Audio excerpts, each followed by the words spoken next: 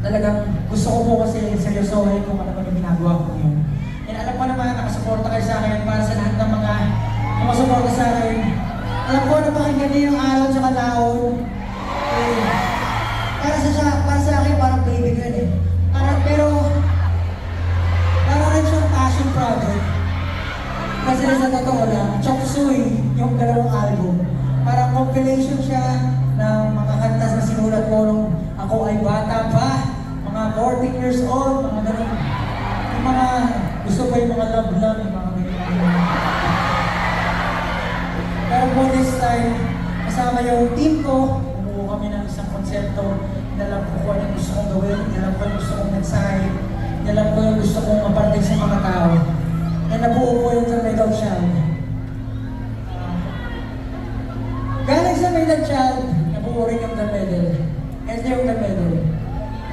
Kung i-explain ko yung The Middle, para sa akin, siya yung space between breaking and healing. Let's go! Papaliwanag ko lang, paliwanag lang bago tayo magtuloy-tuloy. Bakit pa breaking and healing? Naturally si Pablo, ayoko na pumupuno sa gitna. Ayoko maging center ng attention. Sa totoo lang, ito pinagawa ko ngayon, sobrang uncomfortable siya for me.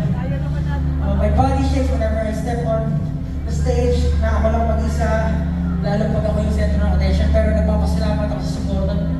Hey!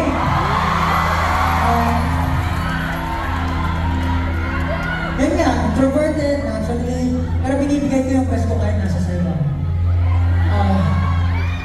As the middle child in the middle, ang goal ko talaga sa buhay, gusto ko maging reminder ako na bawat isa sa inyo na nandito, magaling kayong lahat. Naniniwala ba kayo na magaling kayong lahat?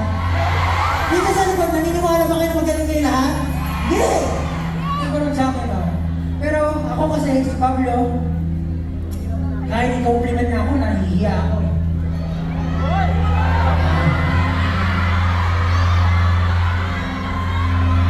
Maraming mga bagay na ayaw ko sa sarili ko, pero pinipilit ko. Kasi before ako maging reminder sa bagay sa inyo, dapat paalalahanan ko muna yung sarili ko. Sabi ko nga, di ba? Nandito si Pablo, sinusubukan ni Pablo, magaling si Pablo.